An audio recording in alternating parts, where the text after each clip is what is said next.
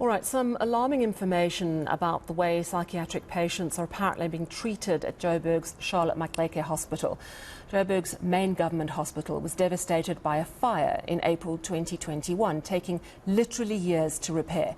There have been a myriad problems since then. Now it seems mental health patients are being kept in inhumane conditions. And at the same time, there are broader concerns about health facilities in Gauteng because some companies flagged for possible corruption in this province are apparently still getting contracts from Gauteng Health. Let's discuss both these issues now with Jack Bloom. He's the DA member of the provincial legislature in Gauteng and the party's shadow MEC for health. Jack, thank you so much for joining us. Let's just start with these contracts before we deal with the psychiatric patients and the concern about them. Are you saying that these are private companies that have been flagged for possible corruption or are currently being probed and they're getting new contracts? Oh, yes, I asked a question in the legislature about 14 companies owned by a single businessman who has already been flagged for bid rigging. They get free quotations and, they just rig it so that all three companies owned by the same person make a quote and then the one gets it. And, it turns out that of the 14 companies, 4 of these companies have got contracts totaling 1.2 million rand in the past 3 months. So there's no blacklisting of these companies, and in total there's 224 companies that are being investigated for corruption at the Tembisa Hospital. And, this is these payments were the ones that Bita Deokaran tried to stop, and she was murdered. So, that's how serious it is. The provincial government has said that they are going to stop making payments to these companies. That's what the MEC for Health said last month. But from the figures that I got from her own reply, she gave me a whole spreadsheet of all payments made. I found that these 4 companies have got no less than 30 contracts totaling 1.2 million rand. So clearly either their systems are breaking down, or either the systems are breaking down, or they're not serious about stopping corruption.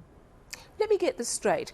We're talking about companies that are being investigated, that have been flagged for possible involvement in corruption at hospitals like Tembisa, that Babita Deokaran was investigating. They have got new contracts with Gauteng Health? Yes, they have, and they're from different hospitals. Most of them seem to be from King Hospital, and there's also some contracts with Tambo Memorial Hospital. So it just seems the corruption goes on and on.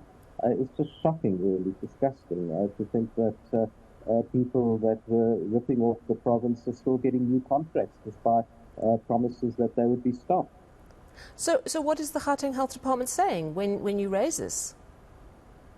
Well, I issued a statement today, and I will pursue it further in the legislature because they claim they're stopping it. But what happened in the reply, she gave a whole big spreadsheet with all the payments listed, and I had to go through and check them, and I found that these 4 companies got these contracts in the last 3 months. So I think they need to tighten up their system. Tell me about these companies. What do they provide? What services do they give? Well, mostly food, but I mean, that's so common. You can get food items from various companies. Why do these companies have to get it? So they're not specialist items, and it appears, in one case they were providing shoes. Now, lots of companies provide shoes, and I'm not sure they got value for money, and why should these companies get the business when they've already been flagged for possible corruption? Yeah, absolutely. And it's not just sort of a small affair. Yes, you can argue one is innocent until proven guilty. But as you said, the Gauteng Health Department is saying, look, we don't want to do business with these people until their names are cleared because of the scale of the corruption that we've seen at hospitals like Tembisa. Am I correct? Yes, absolutely. And the fact that Babita Deokaran was murdered because she wanted to stop these payments. So I think there's various mafias going on here. There seems to be, deeply entrenched corruption networks, and I think they get political protection, and that's why the payments continue, and they must stop. And I'm going to do everything I can to make sure they are stopped, and that there's proper investigations and that these end up in court. Well, thank you for bringing us up to speed on that. That's very worrying indeed. Let's move on to the other issue that you're flagging, and that's it was based on a media report, I think in the Daily Maverick, talking about the way psychiatric patients at Charlotte Maxeke Hospital are apparently being treated. What have you done about this, and what have you been able to find out?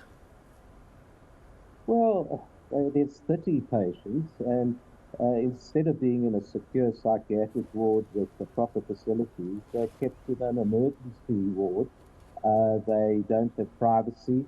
They don't have a readily available toilet facility, so they only go out on escort once or twice a day. And if they can't go to the toilet, they unfortunately relieve themselves on the floor or in bottles. Now, it is just incomprehensible that this is happening, especially after the Life for Sedimeni tragedy, and it's happening in our flagship hospital, the Johannesburg Hospital. Now, staff have already raised this with the department, which just simply doesn't want to respond, and it's just outrageous. I'm applying all the pressure that I can to the department to fix this up absolutely urgently.